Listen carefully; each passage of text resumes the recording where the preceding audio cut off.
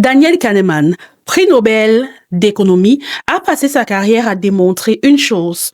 Nous ne pensons pas. Nous ressentons d'abord et nous rationalisons ensuite. Le mythe de l'humain parfait, rationnel, qui compare les options, qui calcule les risques et qui prend toujours la meilleure décision financière n'existe pas.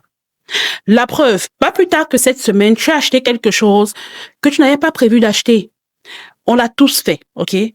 Et 2 heures après, on s'est dit, ouais, peut-être que finalement, j'en avais vraiment besoin. C'est ce qu'on appelle la rationalisation. Chaque décision financière que tu prends n'est pas rationnelle, mais elle est émotionnelle. Comment reprendre le contrôle? Ça, c'est ce que je vais t'expliquer dans cette vidéo aussi, juste après le générique. Don't play with it, don't be dishonest. Si tu vis au Canada et que tu gagnes de l'argent, mais que tu ne comprends pas vraiment comment fonctionne le système, alors tu avances à l'aveugle. À ton arrivée, personne ne t'explique comment gérer tes finances personnelles au Canada, comment faire un budget, comment suivre tes dettes, comment anticiper sur tes dépenses à venir, comment bâtir un bon crédit au fil du temps afin de toujours bénéficier des avantages qui en découlent. Comment éviter les erreurs financières qui vont te coûter cher? Comment investir dans les stocks pour faire travailler ton argent au lieu de seulement travailler pour lui? Comment acquérir une entreprise et la gérer de bout en bout au Canada? C'est ce qu'on appelle le reprenariat. C'est exactement pour ça que j'ai créé cette masterclass Finance et Crédit au Canada. En une session, je t'explique les règles réelles du système financier canadien, comment utiliser les leviers financiers disponibles à ton avantage, comment poser les bases d'investissement intelligent et durable. Cette masterclass est en direct, en petit comité de 25 personnes maximum, avec accès au replay pendant 1 mois. Réserve ta place maintenant pour 50 € seulement en cliquant sur le lien avant que les inscriptions ne se ferment. Ou commande Masterclass Finance et je t'envoie le lien direct. Parce que mieux comprendre le système dans lequel tu te trouves, c'est la base pour réussir ton immigration. Tu viens d'Afrique, des Caraïbes ou bien du Maghreb. Donc, tu fais partie de cette génération qui a traversé les océans pour construire quelque chose ailleurs. Alors oui, nous avons appris à travailler dur et à ne pas dépenser pour rien. Mais personne ne nous a réellement appris comment l'argent fonctionne. Et aujourd'hui, cette absence d'éducation financière nous coûte cher. Pas parce qu'on est moins intelligent, mais parce qu'on gère l'argent avec des émotions.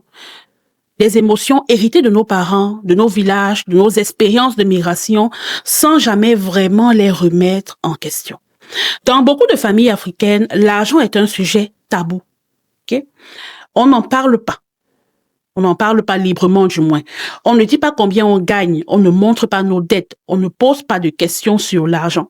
Et ce silence-là a une conséquence directe quand on arrive à l'âge adulte, sans aucune éducation financière concrète. On copie ce qu'on a vu ou on fait le contraire, mais on ne comprend jamais vraiment pourquoi est-ce qu'on fait ce qu'on fait. Et quand personne ne t'a jamais expliqué comment fonctionne un compte d'épargne, un investissement ou un crédit, tu prends toutes tes décisions financières à l'aveugle, guidées uniquement par tes émotions et par tes peurs. Les psychologues appellent ça les scripts financiers. Ce sont des croyances en fait inconscientes sur l'argent qu'on a absorbées de notre environnement dès l'enfance. Dans la diaspora africaine, les scripts sont souvent bien enracinés. Tu vas sûrement reconnaître l'une de ces phrases-ci. L'argent n'est pas facile. Les riches sont des gens mauvais. Les entreprises, c'est pour les blancs. Nous, on se débrouille. Bats-toi pour travailler pour un blanc. Il va bien te payer. Économiser, c'est bien, mais il faut d'abord aider les autres. L'argent ne doit pas rester longtemps dans tes mains, ça va disparaître. L'argent disparaît comment? Dans les mains. Anyway. Un bon enfant partage tout avec sa famille.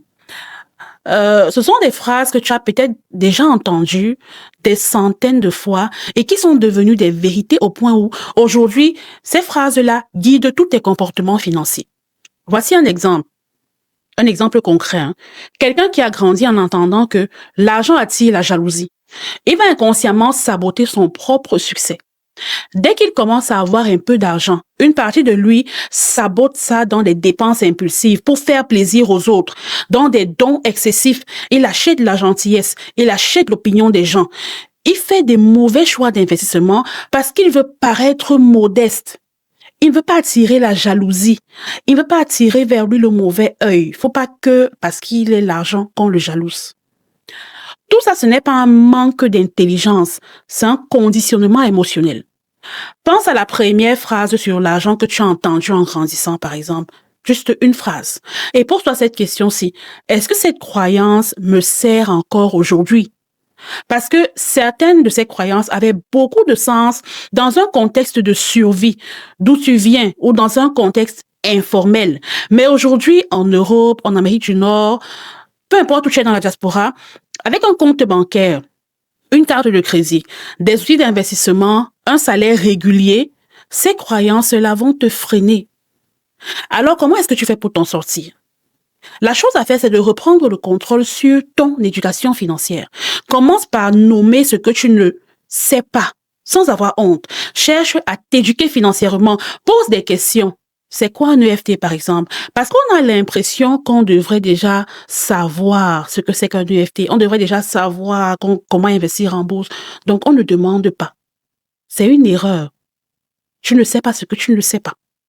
La première étape, c'est d'accepter qu'on n'a pas eu accès à ce type d'informations-là avant d'immigrer. Ce n'est pas une honte, c'est un point de départ. Ensuite, identifie et réécris les scripts financiers qui te limitent. Prends une feuille, écris les 3 croyances sur l'argent que tu portes depuis l'enfance. En face de chaque croyance, écris « Est-ce que c'est vrai, oui ou non? Est-ce que ça m'aide dans le contexte dans lequel je suis actuellement? Est-ce que cette croyance-là m'aide, oui ou non? » Si la réponse est non, remplace-la par une croyance qui t'est utile. OK? Au lieu de l'argent attire les jaloux, dis-toi que la richesse te permet de protéger ta famille et d'avoir un impact sur ta communauté. Au lieu de dire les affaires, c'est pas pour nous, dis-toi que des entrepreneurs africains bâtissent des empires partout dans le monde, donc tu peux en faire autant.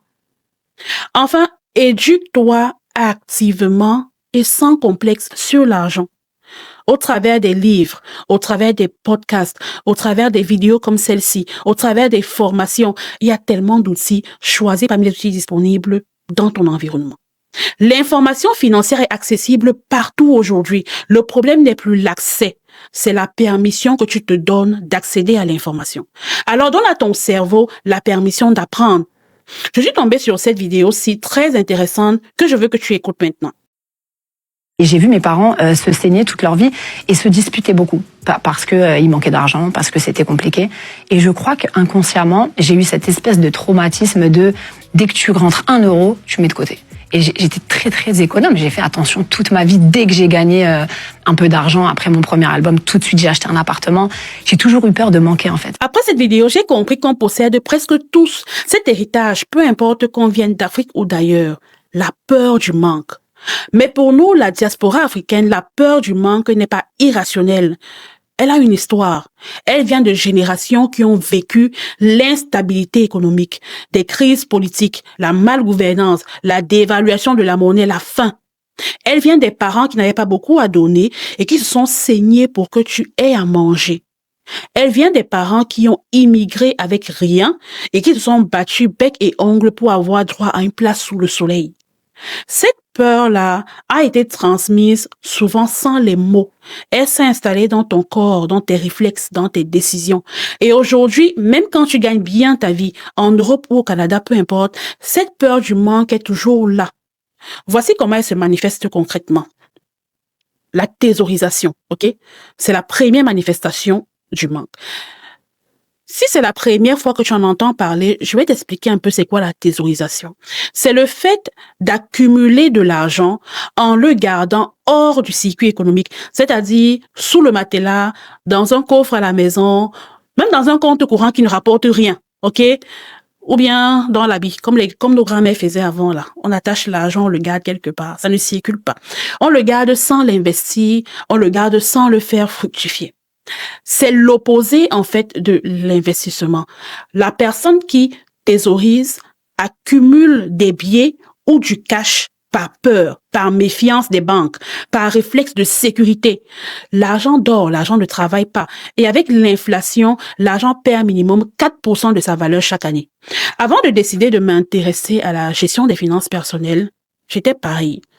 J'ai une éducation africaine de toutes les façons. Pour moi, la sécurité financière résidait dans le fait d'ouvrir un compte bancaire et de voir de l'argent posé dans mon compte d'épargne. Qu'on le veuille ou pas, ça procure quand même un sentiment de quiétude et ça libère d'un stress financier. Mais lorsque je me suis rendu compte de l'impact que l'inflation avait sur cet argent-là, j'ai compris que ce n'était pas la meilleure approche.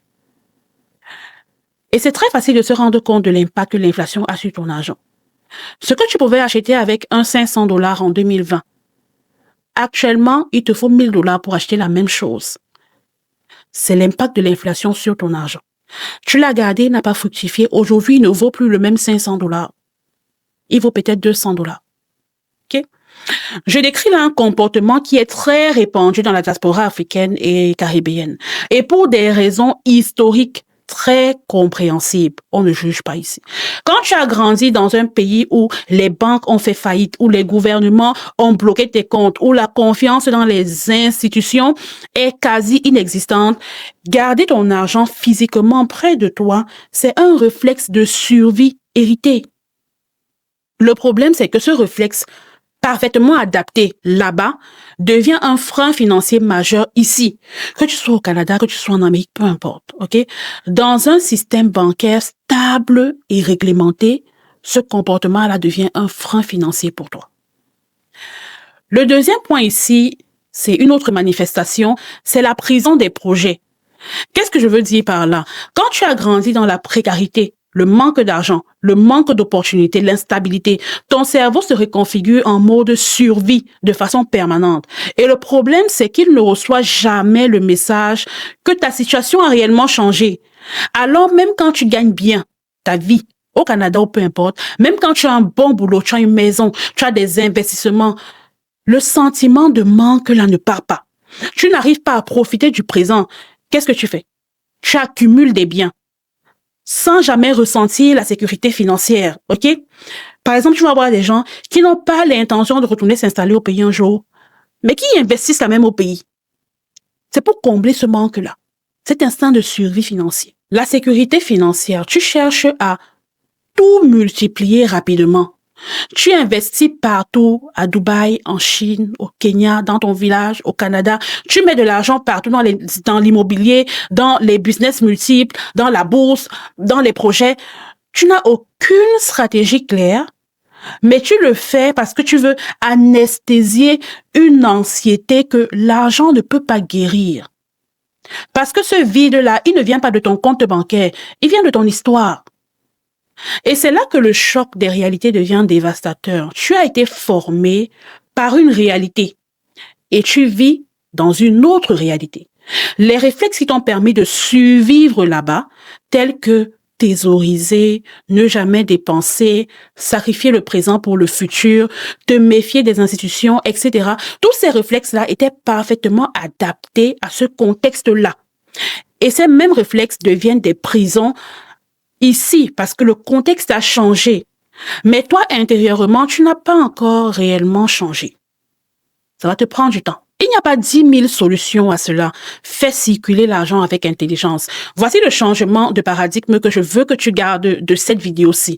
L'argent qui circule intelligemment se multiplie. L'argent que tu bloques par peur se dévalue. Ce n'est pas une invitation à dépenser sans contrôle, non. C'est une invitation à passer de la mentalité de survie à la mentalité de construction. Pour ça, tu dois, commencer par séparer la sécurité émotionnelle de la sécurité financière réelle. Avoir de l'argent sur un compte courant donne une impression de sécurité, mais c'est une illusion. Si l'inflation commence à ronger ton argent, ça devient une illusion. La vraie sécurité financière, c'est un fonds d'urgence de 3 à 6 mois de dépenses, un compte d'épargne à intérêt et le reste qui travaille pour toi. Deuxième chose, tu dois te payer en premier avant d'aider les autres. Dans l'avion, on te dit toujours une chose, mets ton masque à oxygène avant d'aider les autres. C'est la même logique pour l'argent. Si tu te vides pour tout le monde, tu ne seras bientôt plus capable d'aider personne. Automatise un virement épargne le jour de ta paye, même si c'est 50 $, même si c'est 100 $, avant les transferts au pays, avant les dépenses, ce réflexe-là, répété pendant 10 ans, ça va changer toute ta vie ici. Troisième chose, investis dans la communauté, mais avec stratégie.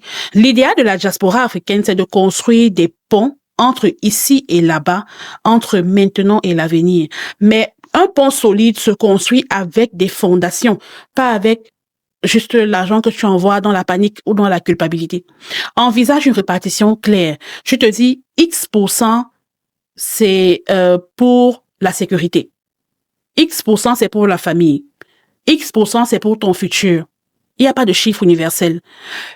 Il y a juste une décision consciente, ok, qui ne vient pas sous une réaction émotionnelle. La quatrième chose, c'est que tu dois pouvoir apprivoiser l'investissement de manière progressive. Tu n'as pas besoin de tout comprendre avant de commencer. Tu as besoin de commencer petit. Tu as besoin de te former en marchant. Ne reste pas sur place, avance. Un ETF indiciel à 50 $ par mois, c'est un début. Un REER ou un PEA, si tu es en Europe, c'est un début. Un livret à maximiser, c'est un début. L'objectif n'est pas de devenir riche rapidement. L'objectif, c'est de sortir de la peur pour entrer dans l'action. On a grandi dans des familles qui ont tout donné pour qu'on soit ici. Cette résilience-là, c'est notre force.